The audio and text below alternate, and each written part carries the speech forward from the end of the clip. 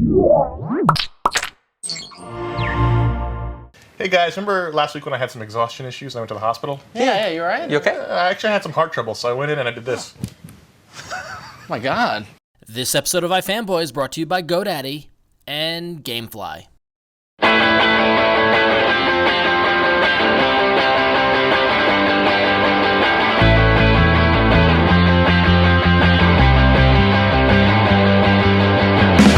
Hey, welcome to another episode of iFanboy, the comic book discussion show. My name is Ron Richards, and I'm here with... Connor Kilpatrick. I am Josh Flanagan.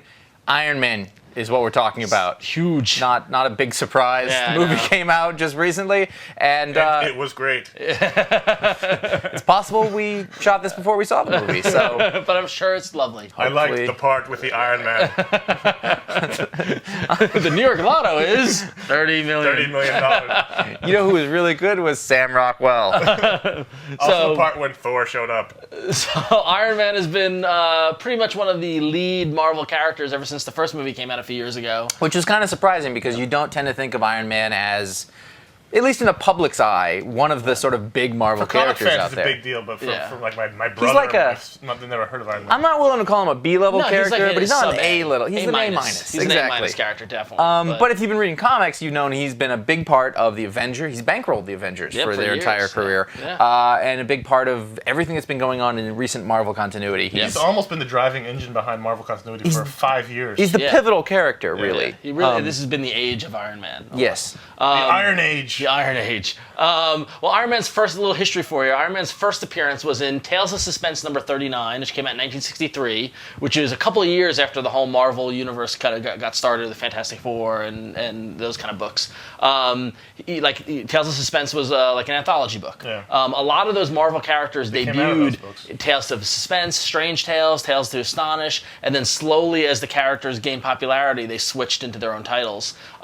It took a long time, though, for Iron Man to get some traction. It wasn't until 1968 that they renamed Tales of Suspense to become Iron Man / Submariner. Yeah. That wasn't all. I mean, Yeah. Thor was Journey of Mystery for a really long time. Right. They just didn't Strange name it Strange that Strange way. Tales. It was Yeah. like It was around. That's like a testing ground. Captain America was Tales to Astonish, I think. It was for the a late time. it was the late 60s that Amazing Fantasy with Spider-Man. Right. It was late 60s when they That started was only one dropping issue. all the tales and stuff like Yeah. that. But the thing was, Spider-Man was only one issue, whereas Right. like Journey to Mystery was a long time. Well, they went Yeah. 5 years. It took 5 years for the Iron Man. So- Then Invincible Iron Man. So it switched to Iron Man Submariner in 1968, and that didn't last too long. And by the end of 1968, it was they launched just Invincible Iron Man, and he had his own title, and that's been pretty much running ever since in various forms. You know, they do the relaunch through that. Submariner just won't catch on. You know why? No one likes Namor. Because he's His dick. No, I mean like he's he's fun Irish. to read. Because he's Irish. Namor Mackenzie. That's a Scottish name. Scottish Scott. name, Oh, actually. okay. Because he's Scottish. Nobody likes the Scots. Anyway, but I'm this close to leaving. so the character was actually, it's credited as being created by Stan Lee, Larry Lieber, Jack Kirby, and Don Heck. Yeah. And the reason why we guess is that We're surmising. Stan and Jack probably designed the character, and They're then like, we should do this, and he went, Yeah. here's a sketch. and then Larry Lieber, who was another writer, who was actually the brother of Stan Lee. Yes. Right? And Don Heck, they were the guys who did the first issue in Tales of Suspense, number 39. Probably took the idea and slapped it down on Larry's desk and said, Yeah. make a comic. And you have till 8. So I now, need 4 issues by 8. So now it's really interesting. His bio is really interesting because originally in Tales of Suspense, what it was is that he was in, I believe it was the Korean War. Yeah. Right? Yeah. He was injured in taken captive in the Korean War, had a sucking chest wound, or had a chest wound. Any kind of sucking wound Yeah. makes me go, ugh. Is a prisoner of war. Here's my jaw. And creates this Iron Man, this iron costume. It's like an iron lung. He was a big, giant basically. iron lung. And that saved him, and he was able to break away, and then he became, a superhero from there. It's interesting to see how, as the years go on, they've tweaked, like the Punisher was originally in The Vietnam. war has to keep moving. Yeah, they moved the Luckily, wars. there's always a war. No, but what's interesting is that Grenada. Iron Man's origin works 40 Anymore. years later. Yeah, Yeah, totally. exactly. Yeah, just change the war. He gets captured. Like even in the movie, it wasn't so much a war, but the war on terror. The only person who can't really do that is I'm Captain not America. touching that one. Yeah, This is the only war you couldn't all of a sudden have Captain America be, No. you No. know, He set has- up in Vietnam. He has to be It the has greatest, World War II. greatest generation kind But of character. everybody else, you can just sort of change the war out. Right. So a little bit about the character. Who is Tony Stark? Who is Iron Man? Wealthy industrialist. They say that the character is mostly based on. Well, he's clearly based on Howard Hughes. Yes. I mean, the the mustache. parallels. First of all, the physical appearances. Second of all, comes from the whole family structure is similar. Yep. His father built the company, and then he took it over. Same thing with Howard Hughes. Maria Stark. A little bit crazy. Yeah. But I mean, it's clearly they took the because at the time in the '60s, Howard Hughes was a big deal. Like he was before he went super crazy. Yeah, just a little crazy. And people still didn't know how crazy he really was. He was a big deal, and he still caught the public's consciousness. So they clearly based the character. So in the sort of world at large, Iron Man, Tony Stark is an arms. His company makes arms. Yeah. He's a military hardware, industrialist, weapons, things like that. He's also a And Howard so he's really powerful in the real world as just Tony Stark already, as opposed to say a Peter Parker type character. Right. It's kind of the opposite He's of wealthy. that. He's got political influence. Stark Industries for many years is creating the technology that not only the Avengers used, but also the Army used, things like that. Stark Industries headquartered on Long Island, not New York City. They've laid everybody off now. Yeah, though. yeah, I know, yeah, it's Located in Badira. But one of the other things is There's a mall there now. Literally. Mall. There's always a mall. Looks like Roosevelt Field. Iron Man was Tony Stark's bodyguard. That was the conceit, and they've sort of gone back and forth. Like sometimes everyone knows he's Iron Man, Yeah, and it's sometimes always they shaky. don't. Like I was reading a story the other day, and they were talking about Iron Man and Tony Stark as if they were two different people, and I was like, doesn't everyone know this? But he kept the secret identity up for a while. Yeah, and then it goes back and forth. Like Yeah. sometimes he's like, nope, he's my bodyguard again, and everyone's like, oh, well, okay, Well, then they had, I'll buy that. Rhodey was Iron Man for a while, so Right, he yeah. could say, "Here I am, and here's Iron Man." James Yeah. Rhodey wrote, "Look at this thing is next to me, so I must not be him." But if you look at the suit itself, it started off as the tin can kind of suit, and then it evolved into a very early red and yellow kind of costume with the little spikes, with the Wolverine spikes. And then for years, it was the classic red and gold kind of look. And then over the past 15 years or so, they've gone the way, They've gone the mecha the way. future mech, kind of. Well, it's funny because it's they've gone away to make it look real. Yeah. Like because even as a kid, I would wonder how he'd bend his arms and Well, that was legs, the 'cause he had classic metal one. legs and arms. When we were kids, I'm the red guessing and gold the one. red and gold, but that was based on the Secret Wars action figure. Yeah. That's why we think that way, which was tight. I mean, Yeah. from here to here and here to here. Well, no, it in the couldn't- comic it was armor. Yeah. Right, but how do there you was bend? nothing there. That's- It couldn't that's- have given him that much more. Yeah. Even as a kid, I was like, how is he doing this? Or this? It's Yeah. just, Yeah. and it's funny because even now I understand why they did the mecha, but I always prefer the classic The suit. red and When he gold. showed up in Siege wearing it, I was like, yes! Yeah. Even though it doesn't make any logical sense because that's None of it does, though, so who Oh cares? yeah. The Cheers to breaking them. the majority of his technology is built around his whole repulsor technology, and that's what allows him to fly and to shoot. Like basically everything's a repulsor ray. It's And funny. I think people forget that he's shooting just basically force beams. It's not like Out he's of his shooting like hands. lasers. Yeah. It's like the I bet Cyclops I power. bet he's It's got like lasers Cyclops' too. power. Yeah, but you're just pushing energy out. in the same way people misuse Cyclops' power, As a they red beam. misuse Yeah. So, Tony Stark's power. if you've been reading Marvel Comics for the last 5 years or so, you're probably well familiar with him. Even before that, I mean, when I was growing up reading comics, he was omnipresent in Avengers books. if you were an for Avengers example. reader, you were. It really, when you think about, he wasn't on the original Avengers. He was on the Yes, he original. was. Yeah, he right, was. you're He's right. an original Sorry. Avenger. Yep. Original Captain Avengers America team. wasn't an original. He's always been there though, and he's kind of the thing. Like you said, he bankrolled it. Their headquarters is his. Jarvis works for him. Jarvis was his butler. His whole mansion. And he's always been around. And then in the last 5 years, basically when Civil War started, he became sort of a linchpin of all this stuff that happened in the Marvel Universe. Yeah. And so polarizing. basically Civil War, we did a show about it. You can go way back and watch that one. But the deal is that he said, after Stamford, the big explosion that killed all the people, everybody should register. I believe that. It's the thing you're doing the best. Because he's worked with the government so closely with his arms dealings, he knew the government, the heat was on, and so he's like, it's better to work with them instead of work against them, which is the classic kind of. And that was a big. People weren't sure if he would do that. I can see why he would. One of the things I didn't really like, I thought that Marvel said, we're not taking sides, but they clearly were. Yeah. The bias was in favor of Captain America's side, that people were rebelling against the Registration Act, and they turned Tony Stark into a de facto bad guy. Yeah. Even though he still was a good guy. But Yes, Yeah. which is really interesting. And then right after that, he became the director of S.H.I.E.L.D. Yep. And up until recently, Yep. when he lost his mind. So we're take a quick break and then come back. We're talk about some of our favorite Iron Man stories. This episode is sponsored by GoDaddy. Web hosting from GoDaddy.com includes 99.9% uptime, 24/7 support, and free access to Hosting Connection, the place to install over 30 free applications, sure to help you get the most from your hosting plan and website. Head over to revision3.com/GoDaddy for a list of all the amazing GoDaddy deals from Revision 3, including Fan 8, where you get 10% off any order. Thanks again to GoDaddy for sponsoring this episode. So there have been, like we said, Iron Man's been around for a long time. Big part of the Avengers. I've always known him as the Avengers. I remember the Kree Skrull War. My favorite Iron Man moment is I did a mini about it with the Iron Man roller skates. I never saw it coming. But I heard it from a mile and a half away. There have been some classic Iron Man stories within the Iron Man title over the years. Let's talk about the solo stories, not the Avenger stories. Yeah, exactly. We want to focus on the solo stories, and we want to focus on some of our favorites. And probably my favorite of all time, which I think you guys share as well, is the Demon in the Bottle story. Yeah. which gives us the classic Tony half in the bag, half in the suit, unshaven. My favorite panel is actually when he's in the suit and he's throwing one back. Yeah. It deals with the very real problem of Tony Stark's drinking and his alcoholism. Which we didn't mention the first segment, but that's always been a big part of his character. He's always had a cocktail. Yeah. Well, he's a player. But, I mean, like Playboy, ladies. Yep. Ladies like a drink. Ladies like that mustache. Yeah. Oh. But you gotta get past the mustache somehow. Usually with booze. This is an interesting story because this is one of the stories that represent that weird time in comics coming out of the Silver Age at the beginning of the Modern Age. The Bronze Age time. The Bronze Age time, where they're trying to deal with real problems, but still with comic book Silver Agey values. So you get some very entertaining moments. There's like a crossover of melodrama and... It's mostly melodrama. It's kind of goofy. We're talking about 1978, 1979, 35-cent cover price. Something interesting about this story is that most of it, except one issue in it, is drawn, at least laid out by John Romita Jr. You may recognize him, but you would not recognize his art here. No, his art's changed. This is like in his first 2 years of working for Marvel Comics. His art has evolved big time. Huge. You would never recognize it. The stories by David Michelini, who really drove Iron Man for most of the 80s, I think, and did most of the stories that I think we were brought up on thinking about him.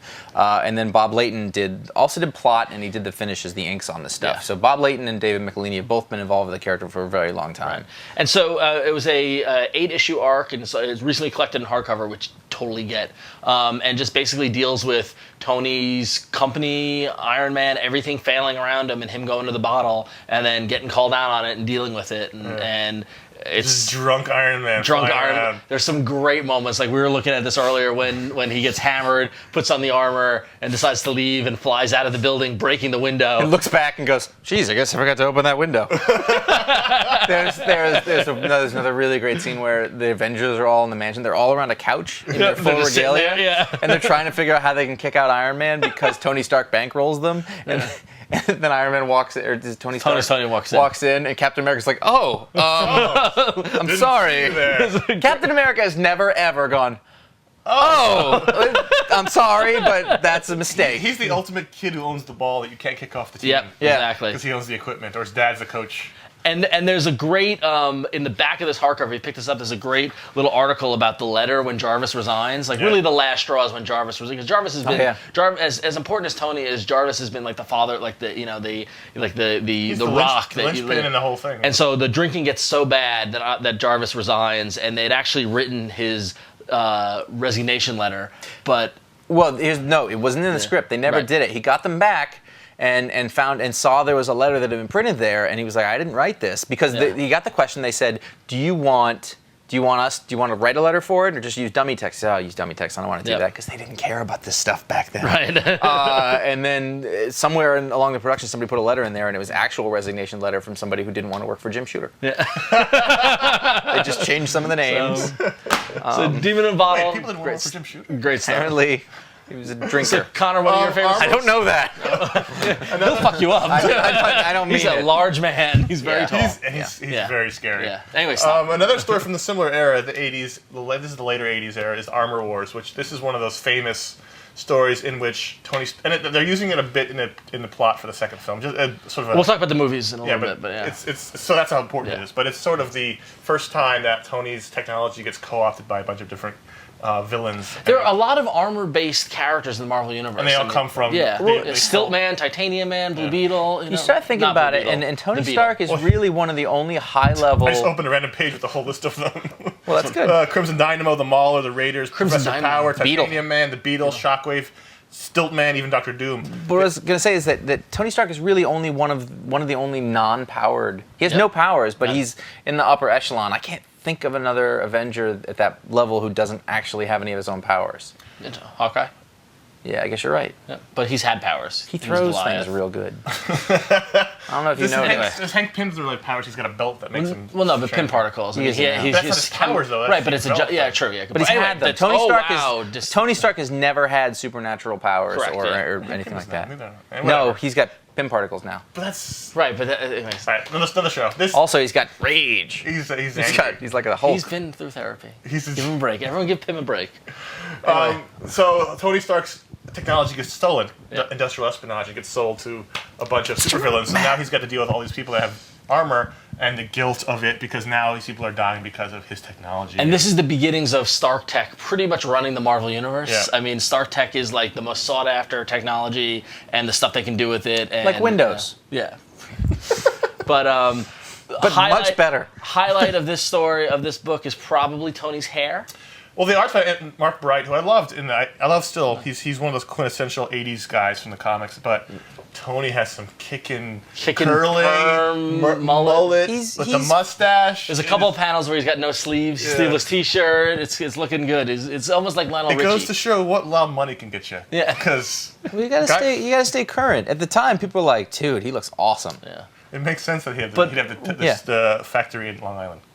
Yeah, but this is IROC Z. I think this is interesting because this is the red and silver armor. Yes, this is the second era.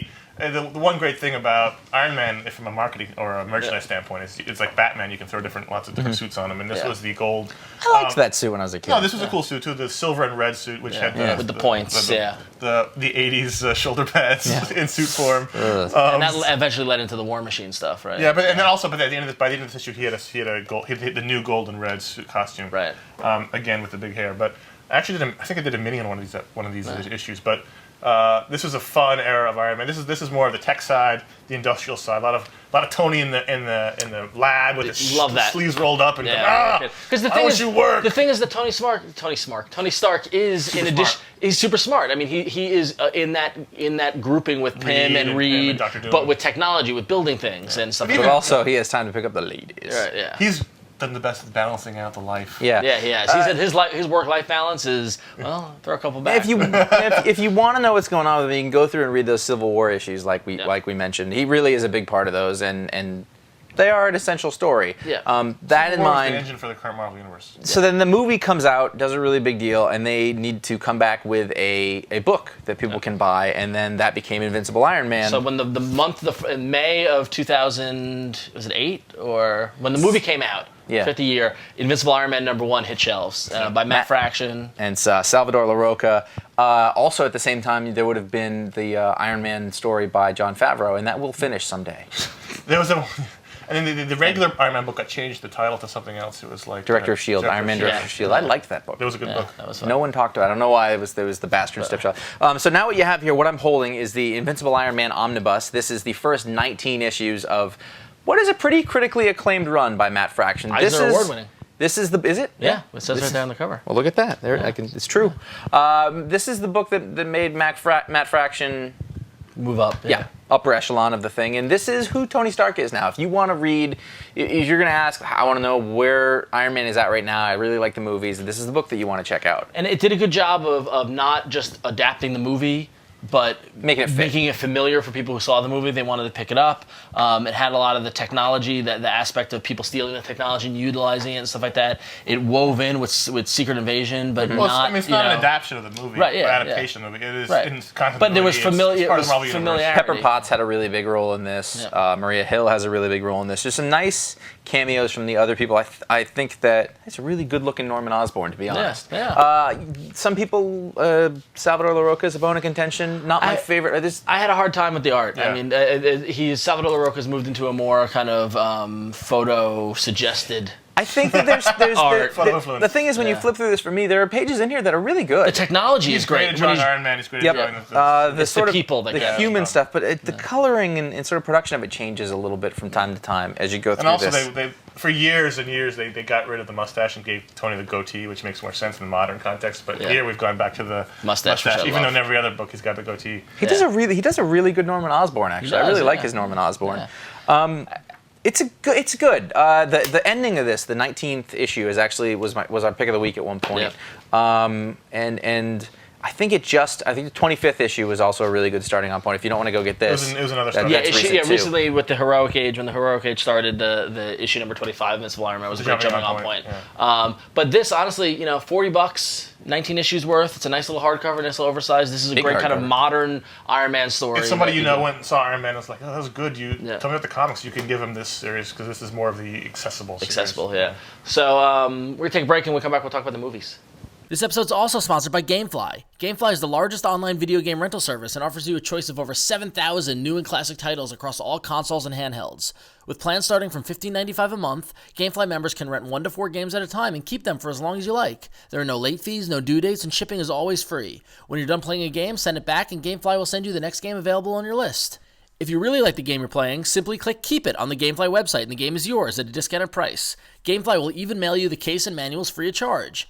And a special for iFanboy viewers, get a free 15-day trial when you go to gamefly.com/iFanboy and sign up today. Thanks again to GameFly. In 2008, you had Iron Man, the big-time film, which was funny because I remember when they originally announced it, we were like, how's that going to work? Because Iron Man is not a known commodity. Right, really it wasn't amongst the general like we said, populace. the A-lister type thing. But then, and John Favreau's going to direct it. We're Like like, the guy really? he directed Zathura. The Swingers He guy? made. Yeah, It was very low.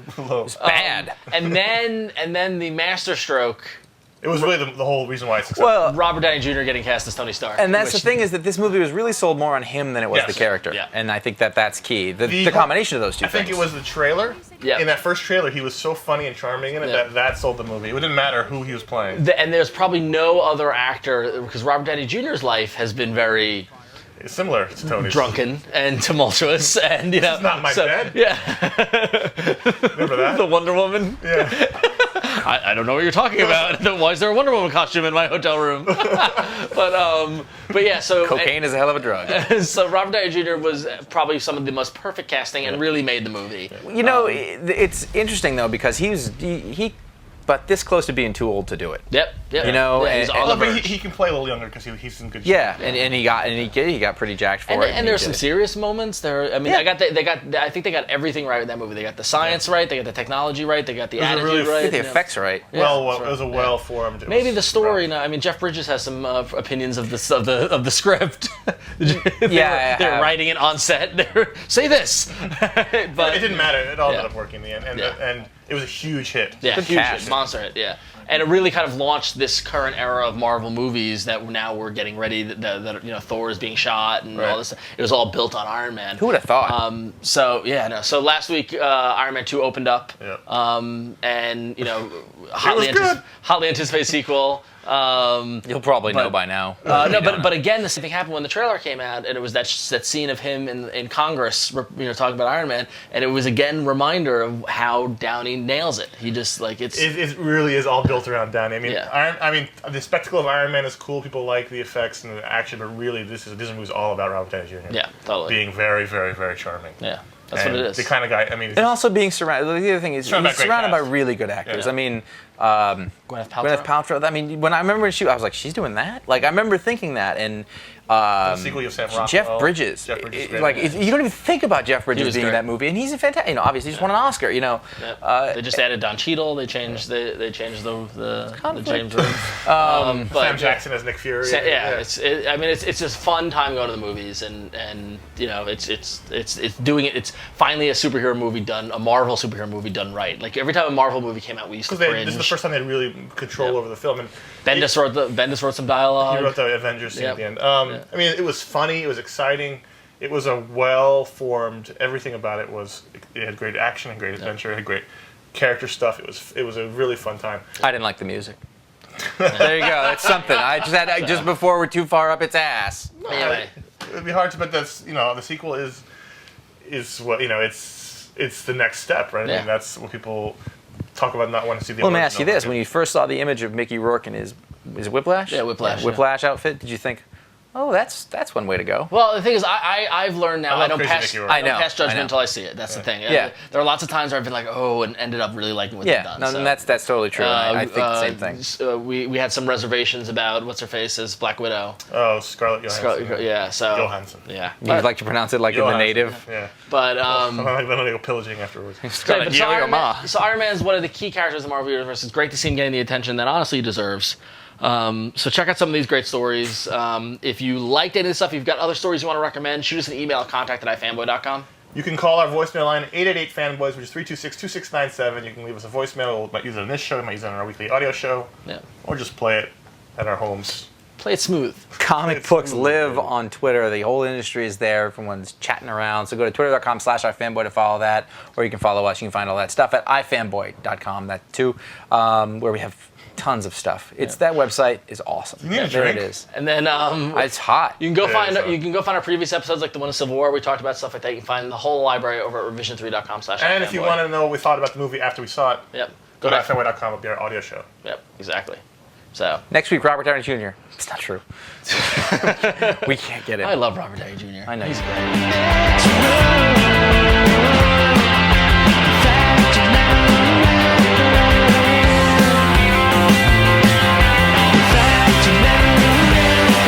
Hey guys, look what I did. Did you get to grab the TV remote? It's on top of the box. To your left. Your left. Your left. Your left. Up, up, up, up, up. It's not good to left. All right.